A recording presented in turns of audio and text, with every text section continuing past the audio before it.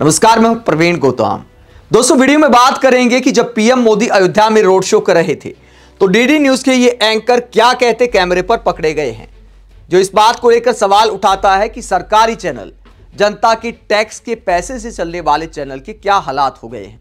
एंकरों को, पत्रकारों को क्या क्या बोलना पड़ता है और क्या बोलना चाहिए, इस पर विश्लेषण करेंगे। साथ ही शंकराचार्य ने क्या सवाल उठाए हैं पीएम मोदी के इस इवेंट को लेकर, राम मंदिर के इस इवेंट को लेकर शास्त्रों के अनुसार। पहले बात करते हैं रोड शो की। पीएम मोदी राम मंदिर के कार्यक्रम में गए हैं, ध्वजा को फहराना है, देश के प्रधानमंत्री गए हैं, बहुत अच्छी बात है, करोड़ों लोगों की आस्था है और पीएम मोदी गए हैं तो इस पर ज्यादा सवाल नहीं उठाए जा सकते। लेकिन सवाल उठते हैं रोड शो को लेकर। क्यों रोड शो पर सवाल उठते हैं? 15 दिन पहले की बात है, 10 नवंबर को देश की राजधानी में विस्फोट हुआ, आतंकी हमला हुआ, कई लोग मारे गए।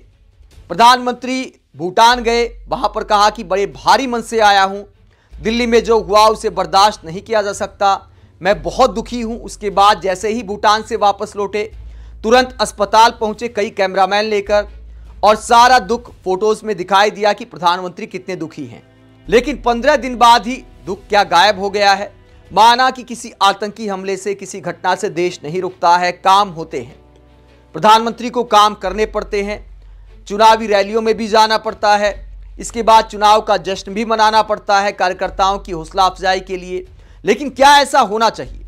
जब देश पर कोई आतंकी हमला हुआ है, राजधानी में विस्फोट हुआ है, लोगों की जान गई है, तो क्या देश के प्रधानमंत्री का दुख 15 दिन में ही खत्म हो जाता है? मैं फिर कहता हूं कि प्रधानमंत्री को जरूरी काम करने पड़ते हैं, लेकिन अपने ऊपर पुष्प वर्षा कराना, अपने स्वागत के लिए लोगों को हजारों की संख्या में लाइन में खड़े कर देना, क्या यह प्रधानमंत्री को शोभा देता है? सिर्फ 15 दिन बाद, जब देश की अस्मिता पर हमला हुआ, देश पर हमला हुआ, आतंकी हमला हुआ, तो क्या देश के प्रधानमंत्री को 15 दिन बाद अपने स्वागत में इस तरह पब्लिक को खड़े करना चाहिए, अपने ऊपर फूल बरसवाने देने चाहिए? अब लोग कहेंगे कि भैया पब्लिक तो अपने आप स्वागत में आ जाती है, प्रधानमंत्री का एक प्रोटोकॉल होता है, प्रधानमंत्री की गाड़ियां जहां से गुजरती हैं पब्लिक आस पास भी नहीं आ सकती। अगर प्रधानमंत्री ना चाहें तो प्रधानमंत्री की मर्जी से हो रहा है, सुरक्षा के तमाम इंतजाम के साथ हो रहा है। ये भीड़ बुलाई भी गई है और भीड़ अपनी मर्जी से भी आई है। मैं ये नहीं कहता कि लोग जबरदस्ती आए हैं, इस बात में कोई दो राय नहीं कि देश में पीएम मोदी के करोड़ों चाहने वाले हैं, पीएम मोदी के नाम पर वोट पड़ता है। लेकिन सवाल यह उठता है कि अपने समर्थकों से क्या पीएम मोदी को इस तरह का स्वागत कराना चाहिए था, अपने ऊपर पुष्प वर्षा करानी चाहिए थी आतंकी हमले के 15 दिन बाद?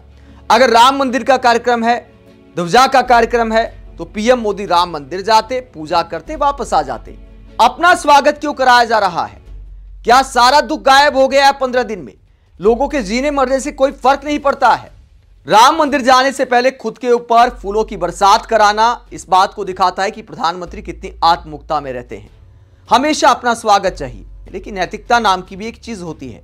आप जिस पद पर बैठे हैं, देश में जो कुछ हो रहा है, आप रोजमर्रा में क्या कर रहे हैं, वो पूरा देश देखता है। और सरकारी चैनल के तो ऐसे हालात आ गए हैं, जब पीएम मोदी रोड शो करते हैं तो एंकर भगवान राम के स्वागत की तुलना पीएम मोदी के स्वागत से करते हैं।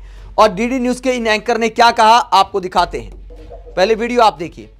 ये पीएम मोदी का काफिला आ रहा है, पब्लिक पुष्प वर्षा कर रही है, साइड में हजारों की संख्या में पब्लिक खड़ी है और प्रधानमंत्री की गाड़ी यहां से गुजर रही है। लोग मोदी मोदी के नारे लगाते हैं, पुष्प वर्षा करते हैं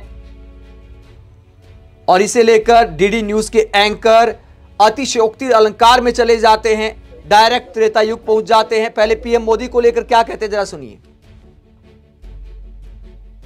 इस तरीके से ऊर्जस्वित अयोध्या इस समय प्रधानमंत्री नरेंद्र मोदी का पुष्प वर्षा करके स्वागत कर रही है।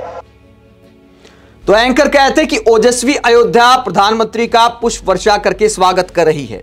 आगे क्या कहते हैं एंकर, एक और लाइन बोलते हैं, जरा देखिए। फिर नर नारी खग वृंद हर कोई पुष्प वर्षा कर रहा है, उल्लासित है। नर नारी खग वृंद हर कोई वर्षा कर रहा है, पुष्प वर्षा कर रहा है। पक्षी भी वर्षा कर रहे पीएम मोदी के ऊपर, ये एंकर साहब ने दावा कर दिया।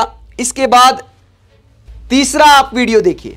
अगली बात क्या बोलते हैं, यहां तक चलो कोई बात नहीं, प्रधानमंत्री की तारीफ करना, आजकल सरकारी चैनल छोड़िए, प्राइवेट चैनल भी इसमें कोई कसर नहीं छोड़ते। लेकिन फिर त्रेता युग में पहुंचकर ये एंकर साहब क्या बोलते, जरा सुनिए।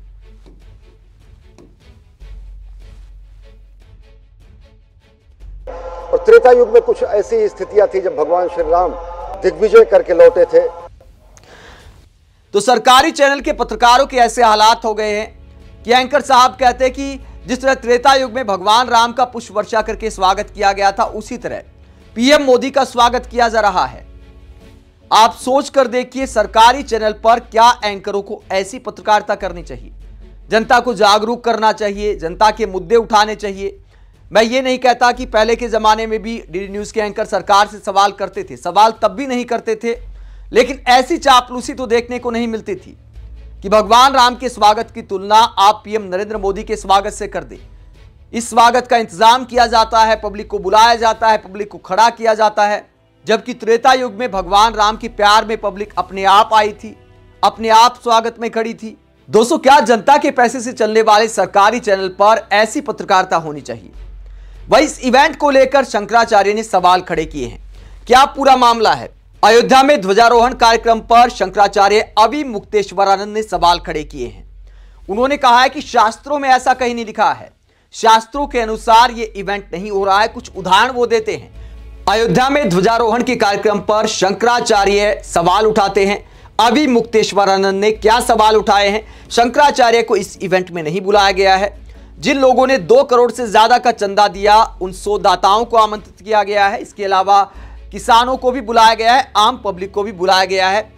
और इस इवेंट को लेकर क्या सवाल उठा रहे हैं शास्त्रों के अनुसार अवि मुक्तेश्वरानंद? वो कहते हैं कि परंपरा में ध्वज नीचे से ऊपर चढ़ाकर नहीं लगाया जाता। जगन्नाथ मंदिर में रोज ध्वज बदला जाता है, जहां व्यक्ति ध्वज लेकर ऊपर चढ़ता है और वहीं से उसे फहराता है। द्वारका मंदिर में भी दिन में कई बार ध्वज बदलने की प्रथा है। ध्वजा बदले जाने की प्रक्रिया तब होती है जब पहले इसकी प्रतिष्ठा हो चुकी हो, लेकिन यहां शिखर की प्रतिष्ठा के बारे में कोई जानकारी नहीं दी गई।